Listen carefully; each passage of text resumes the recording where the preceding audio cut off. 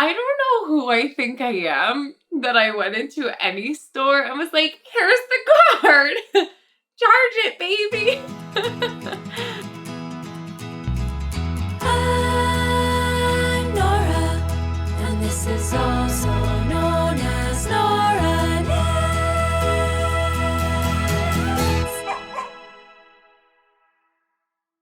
Hi, I'm Nora, and this is also known as Nora Knits. This is my second podcast episode. Thank you so much for hanging out with me today. And if you were able to catch the first episode, thank you so much for watching. Like I said in that video, I do plan to make these videos weekly. Right now, I do plan to post them on Saturdays, so you can keep a lookout if you are enjoying this knitting journey. So without further ado, let's jump right in. I have a finished object for you today, although I'm sure some people would say it's not finished because it's not blocked. With that being said, my finished object is the All Good dress by Magdalena Parker. So I have the dress here. It is all finished. I do just have to block it. Funny enough, my blocking mats would not be big enough to accommodate this whole dress. So I'm just waiting until I can run out and get some more, because I do think that I'm going to, I've had sweaters where I've just steam blocked them or just laid them out on the mats, but haven't really had to pin out. But I do think that because of the folded hem finishes on this dress, I am going to have to do a little bit more blocking as far as pin and pulling and just making sure that everything's exactly where I want it to be. So that being said, when I was here a week ago, I had the majority of the dress done. I was, I think, about 3 inches away from the hem of the dress, which is now complete. And I did mention before that my concern, so the sleeves and the hem of this dress are all finished with a folded hem for the finishings. And after doing the sleeves, I am a little bit concerned about the way that they want to flare out. And it's interesting because what I've noticed from doing the sleeves versus doing the hem is something that I am sure is going to block out is the actual part where the actual seam where the hem of the sleeve was folded and then sewn back down or done with that 3 needle bind off kind of. That is flipping upwards, but I'm not concerned about that wanting to fold down after blocking. What I am concerned about is that even still after forcing that to kind of fold down, the actual just bottom edge of the sleeve is wanting to flare up a little bit. So that was a concern that I had moving into the finished hem of the dress itself. And I was doing a little bit of research, doing a little bit of looking around at what my options were. And I decided to just go ahead and experiment with something that I thought might work. And so pre-blocking, I'm not sure how this is going to fare. But the same thing, so in the hem of the sleeves, I continued using the 3mm needle that the whole dress was knit out of.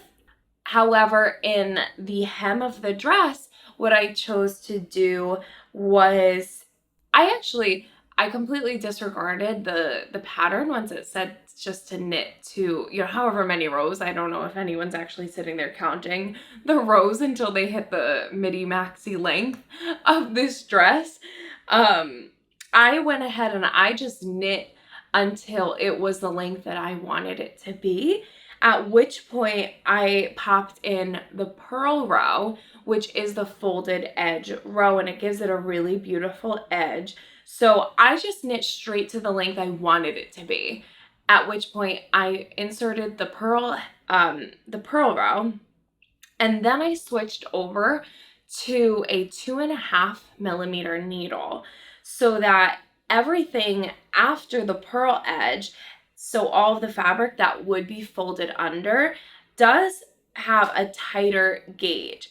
And while I was doing it, the one concern that I had was my row gauge in the smaller needle, because, the pattern does tell you to then count up however many rows and sew your finished hem to that row. And so I thought, well, my row gauge, the bit of fabric that's going to be folded under is going to be a little bit shorter. So I didn't know how much that would affect the hem. And I thought back and forth about doing either an extra round versus how many rows I'd be folding it up under. But then I thought, no, I'll probably just run into more issues that way.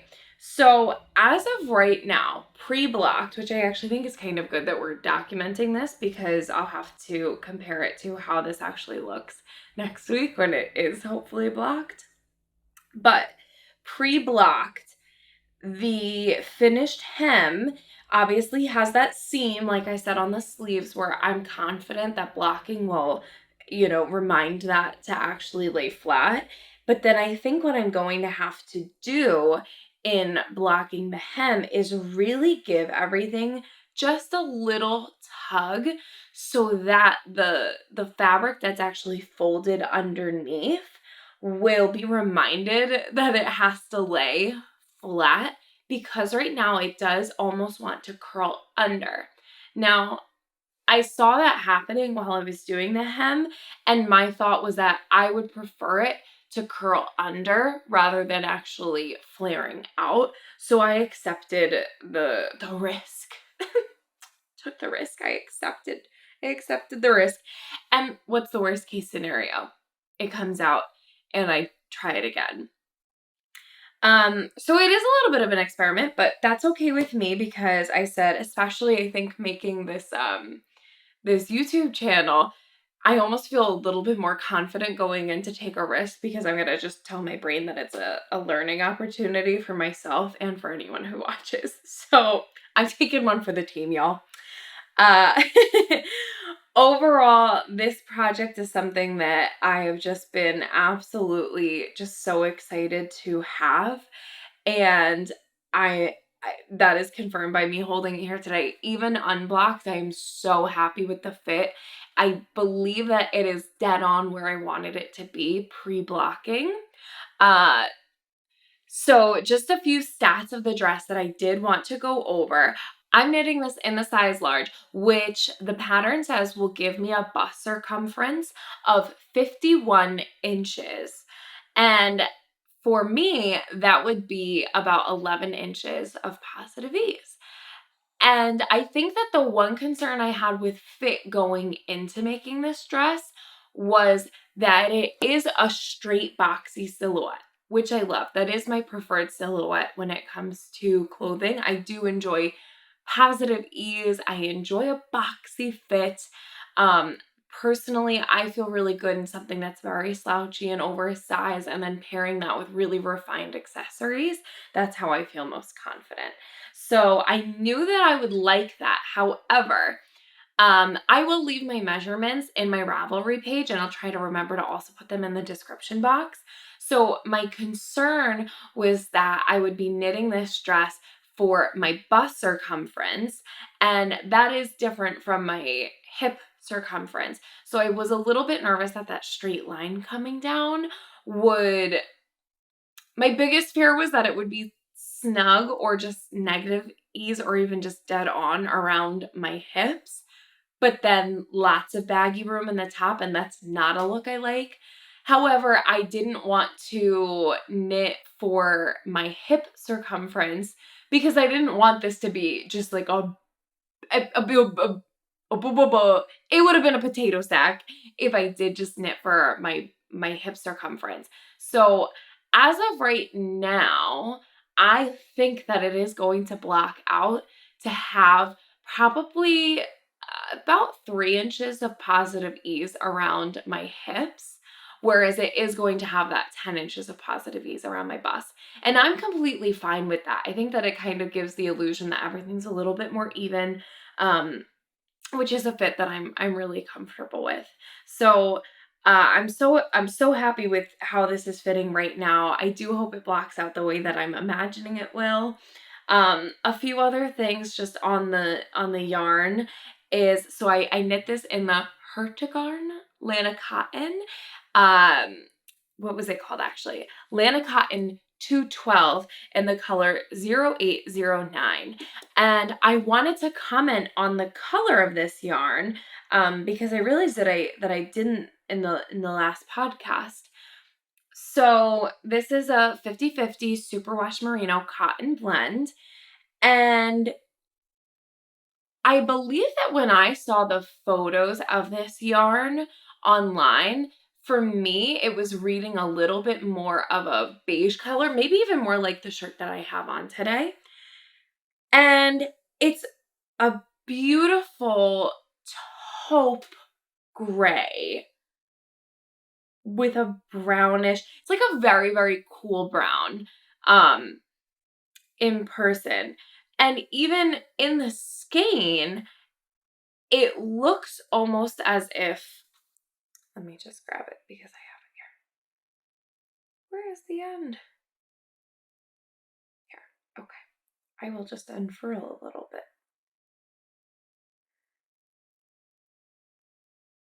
Interesting. Okay. So I thought by first glance, looking at this yarn, it was made up of 4 strands of thread, and that there were 2 that leaned more of a light gray and 2 that leaned more of a cool brown. But actually looking at it now, I can see that it's made up of 8 very fine strands of yarn, and the cool brown and the light gray are barber poled in each of the 4 strands that it's all then plied out of.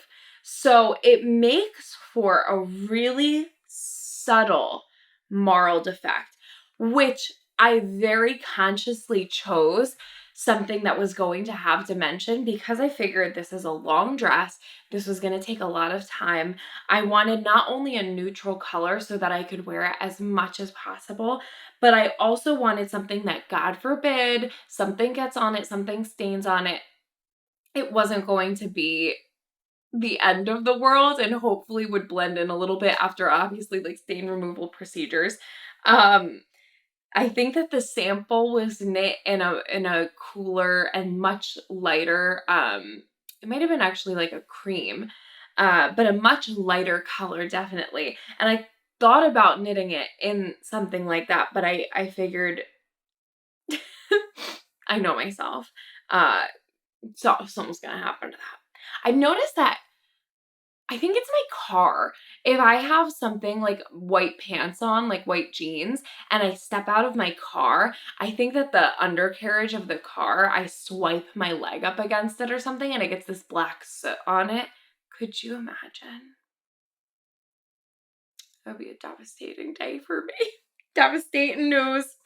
Uh, so I just wanted to make sure that whatever color I knit it in would be something that would be versatile in my wardrobe. Not that this is the most exciting color, but my plan was for this to be a basic, for it to be a staple in my wardrobe, something that I could spruce up with other things. And I do hope to, at the very least, create an Instagram reel or a YouTube short on a few different ways that I'm planning to style this dress, because I think that this is going to be one of the most versatile, most hard-working pieces in my wardrobe. And I would be really excited to share some of the ways that I plan to style it other than just throwing on the dress and a pair of shoes. So I think that that's just about all I had to say about the pattern, about the yarn. I did want to mention, and I will list this in my Ravelry, the dress itself used 640 grams of yarn as far as my final weigh of it this morning. And I have 67 grams of yarn left. So I wound up purchasing 14 balls of this yarn in their 50 grams each when the pattern called for 650 grams of yarn. So I purchased 700 grams. The pattern called for 650 grams. And I should have known this because after being in Magdalena Parker's test knit group for her Minto sweater, she is very particular about making sure that the knitter has enough yarn to knit the pattern. And so even if you just had to bust into that last ball of yarn, she will mention that you still need it. And so I definitely could have gotten away with only purchasing 13 balls of the yarn. So that being said, I bought 14 and I have a full ball that was untouched and then one that was used about halfway. A bit more than half, like 75% of that ball of yarn. So, right? Yeah, 70%. So I have a good little bit of it left. I'm not sure what I'll do with it yet. I don't have any scrappy plans or scrappy projects, or I haven't navigated that part of knitting yet. I have one little jar that I stuff very small scraps into, not this small, but this small in a little wound up ball.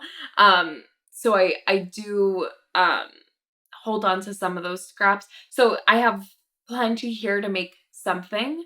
Not sure what yet, but I will just put that aside for now and I'll save that for another day. So yeah, that is everything that I have to say about this finished object. For my next video, I will just cut it down to however the blocking turned out, and I'll be able to take some finished object photos this weekend. And so I'm super excited about that. Yeah, I'm like a little sad that this isn't on the needles anymore. I think I really was, I didn't realize just how much I depended on this to be my, like, just grab and go stockinette in the round. I mean, it's a giant stockinette tube, so it was a good project. I wouldn't be surprised if I knit another, but it is done, so finished object. Hip hip hooray. Okay, so next up, I'm gonna move into my whips, which I have one whip that made way more progress than I anticipated it making since last week, and that is my Korshavn cardigan by Tanya Hodney. This cardigan I am knitting out of Lion brand Fisherman's Wool in the color Oatmeal, so it's a 100% wool. And I actually haven't worked much with just good old 100% wool. I'm not from the South, but people think that I am all the time. I'm from New York. But I made way more progress on this than I had expected. Last week, I had about half of the ribbing done at the bottom. And this week, I am actually just a few rows away from splitting for the sleeves. So I have to say, I think that coming out of a 3mm stockinette project, moving into something that was A, textured, and B, on 5mm needles, I was like cruising through this. I almost feel like I could have knit this whole cardigan in a night. Which, like, obviously no, we're not doing that. But they say potato chippy. I was like, this would be my popcorn. Yeah, just like I was at the movies, pop pop. It was a large. There was butter on it. I couldn't get enough of it. I'm so in love with how this is looking. There's something about this cardigan, and this is not the first time I've knit it. This is my second Korshavn cardigan. And I just think that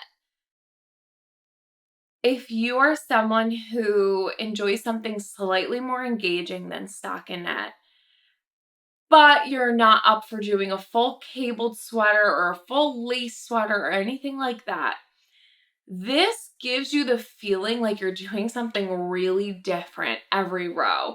Just the way that it's arranged in the knits, purls, there's yarn overs, knit two togethers, and slip slip knit.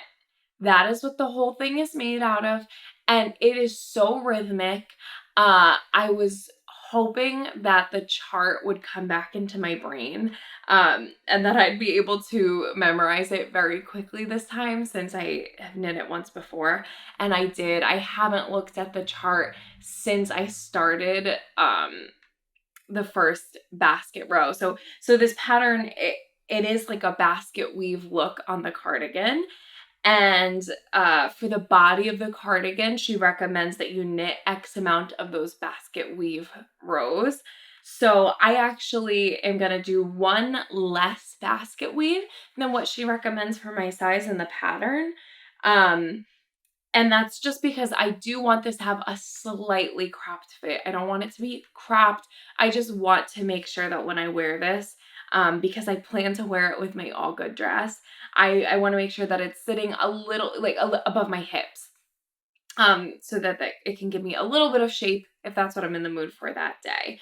So that is where I'm at on this. I do plan before the end of the day today to split for the sleeves, and so the next step will be splitting for the front panels as well as the back. And then I'm not sure which one the pattern recommends goes first, the back or the front panels, but in the front panels it is a V-neck, and so I'll have to be doing some decreasing, and I don't exactly remember how she says to do that. So that'll be the next step. I'm loving working on this. I'm loving this yarn. It does unfortunately have this weird musty scent that I'm not sure if that came from the warehouse. I don't know where the heck that came from. I bought the yarn on Amazon, and it has a weird musty scent. So I don't love that. And it's interesting because I think that the amount that I've knit on this in the past week doesn't reflect just how uncomfortable that is, and I think that goes to show just how much I'm enjoying the pattern. So I'm very, very excited for this. I actually did purchase buttons for this week, which is kind of a funny story. So I had mentioned in the last video that my favorite yarn store to go to near me, it's called the Yarn Barn, and it has been the yarn shop that has, first of all, they have the most variety. It's the biggest yarn shop that I've been to.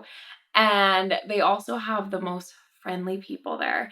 And I was passing by there this past weekend, and I thought, I've actually been already looking for buttons. I'm a little bit particular about buttons. I didn't know that it was something that I would be so fussy about in my making. But I even do sewing. This is a shirt that I've sewn. But even in that, when I'm putting buttons on something, I don't know what it is. Like, I guess people do say they can make or break a project. So my thing that I've learned about myself with buttons is I don't like plastic buttons. I'm sure that one day a situation will call for plastic buttons and I'll be fine with it then. But so far, personally, with my own garments, with cardigans, I really prefer a natural material, and I like something that's fairly low contrast. So personally, I don't love when you have this sort of light heathered gray color, and like adding a black button for me, all I see, and I hope this doesn't ruin it for you, I just see Frosty the Snowman. I can't unsee that. I don't know why. And it's not just black buttons, it's just if there's a stark contrast. I'm not sure why. Maybe one day I'll move past that, but for the time being, I'm very picky about a button. So I went into the Yarn Barn, and I had already been looking for buttons at other shops, at thrift stores, everywhere I've gone since I cast this on a month ago. I've been looking for buttons. And for the last Corshavin cardigan that I made, I bought shell buttons from a different local yarn store. And I think that they were like $4 a piece. And I was like, oh, okay, I guess I didn't realize that buttons were gonna be that expensive. And so I accepted that. I said, okay, so buttons are usually gonna cost me, unless I'm buying, from Joann's and like a pack of buttons. So I'm gonna buy individual buttons and go for something a little bit fancier, they're gonna cost me a little bit. So I accepted that $20 is how much buttons would be to put on this cardigan, a rough amount. So I go into the yarn barn and they have the tubes with the buttons in it, and I automatically am like, no. And I pick out like 3 that I like. I pull up my project and I go over and I lay the different buttons down. And there was this one button and I was like, love it. I'm shocked. It's perfect. And I don't know if the price was on the tube, but I certainly didn't look at it. Because again, I just said, oh, buttons are usually $5 a piece, somewhere around there. This is going to cost $20. I came into the store expecting a $20 button purchase. And I brought the buttons up to the front. I was like, this is so exciting. I never find buttons that I like. Like these are perfect. I love them. And I bring them up to the desk. I put them down. I was like, I'm just going to go shop around a little bit. I shopped around, didn't find anything else. And I came back and she already had wrapped them up for me. So nice. And she was like, all right, like that's it. Did you want a bag? I said, no. And I'm handing her the card because again, I'm like, $20, here we go. And she's like, oh yeah, that's going to be $40. And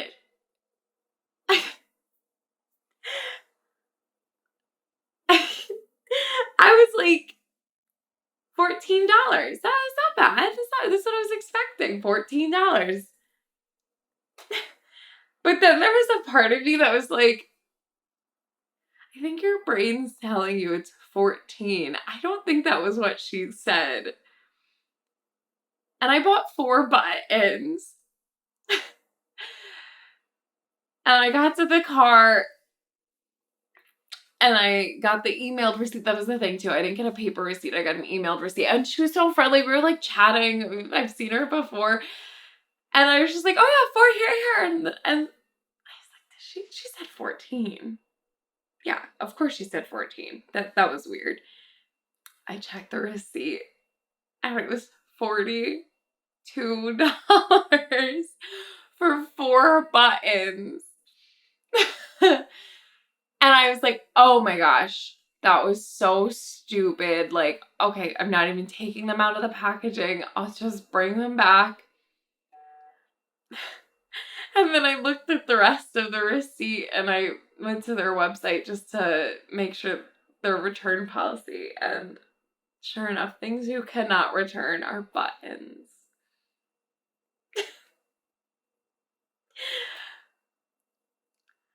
I don't know who I think I am that I went into any store and was like, here's the card. Charge it, baby. But it was stupid. I made a very, very stupid mistake. The good news is, because I do this sometimes where I'll see something and I'll like, oh, let me just get that. And if I don't find anything better, I'll use it because it'll get the job done. So I'm glad that these buttons weren't that and that I actually genuinely loved these buttons and I thought that they were perfect. I was shocked. I was like, these are perfect. But I made a little bit of a stupid mistake. But the buttons are beautiful. I'll show them to you. I also I just didn't see anything about the buttons. I just looked at the button and I was like, yeah, that's a nice button. Like that's exactly what I want for this cardigan. So I didn't even know what it was made out of. And in the receipt, it says that I bought 4 antler buttons. So I guess that's kind of exciting for me. I don't know whose antler it is. Who do you belong to, little button? Look at that. I mean, it's really pretty. I loved the natural shape of it. The just the different colors in it. Obviously, it has a little bit of a sheen to it. But somebody's walking around without an antler. And it's on my cardigan. So this is the fabric of the cardigan. Obviously, I don't have my button band on yet, but let's just hold it up to this part so that you could see. I mean, come on. You have to admit that that looks so good. And I just was like, that's perfect. I loved that the edges of the buttons brought in this little bit of warmth, the little bit of depth with the different colors. That's a good button. You're just a good button. But yeah, I don't know if it was a $10 button. So I have 4 of those buttons. They're going on the cardigan. It turned this very budget-friendly cardigan into not so budget-friendly. But that's okay. I love the buttons. They're perfect, and I'll never make that mistake again. It was stupid of me, but that's okay. So yeah, loving the cardigan right now. Can't imagine that changing. And my goal for the next time that I podcast in a week from today is I am hoping to at least have, either the back panel or both of the front panels done. In a perfect world, all of that would be done and she'd be ready for sleeves. So very exciting about that. And that's that for the Korshavn cardigan. So my next whip, I guess it's not really a whip yet. I've swatched. I swatched. So I've swatched. This is for my Ranunculus sweater. This will be my first Ranunculus sweater. So I am excited to knit one. And the reason I chose to knit a Ranunculus sweater was because I had purchased 3 skeins of the Malabrigo Sussurro yarn in the colorway Frank Ochre. So the Sussurro yarn is a linen, silk, and merino blend, and it's a gorgeous yarn. The sheen on it is so beautiful, and I'm imagining myself mostly wearing this as a long sleeve shirt more than I would call it a sweater. So I definitely wanted to make sure that I gauge swatched for it. I've done this one big gauge swatch, and I knit it in 3 different needle sizes. So, each chunk of it obviously isn't the 4x4 gauge swatch dimension, but I figured it would just give me a good enough idea of what I wanted to knit it out of. And I figured that if I felt like I needed to, I could always just make a full swatch in that needle. So I just wanted to see the different fabrics that I was going to be choosing between. The pattern recommends that you knit this on a US 10 needle. So it's recommending that you use a 6mm needle, when the yarn, I believe, calls for a 3.5 to 4.5mm needle. And so I did swatch with the 10mm needle, which is going to be the middle one that you see in the swatch. And I knew that was going to give me too open a gauge, but I wanted to just make sure, and I definitely feel like that gauge is way too open for me. So I just know, I'm definitely not going to use that one. And then I also swatched it with a 3.75mm needle. And I feel like for that part, I think it looks really beautiful, but it completely changes the way that this fabric drapes, and it gives it a little bit more of a stiffness. So while I like the look of that yarn, of that swatch knit on the 3.75mm needle, I do feel like it's just a touch too small a needle for this yarn. And then what I think is my winner here is my 5mm needle yarn. 5mm needle. So I knit this part on the 5mm needles, which is the US 8, which is actually what I'm using on my Korshavn cardigan right now. So that's not ideal.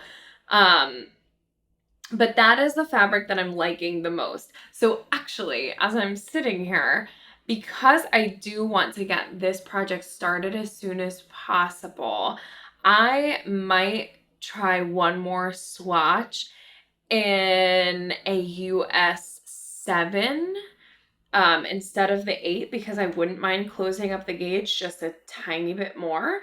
And then that way I can have these two projects in tandem without having to acquire another pair of US 8 needles. So I also have to double check my math on this, because based on my gauge and the size that I want to knit this in, and this is going using that US 8 needle gauge.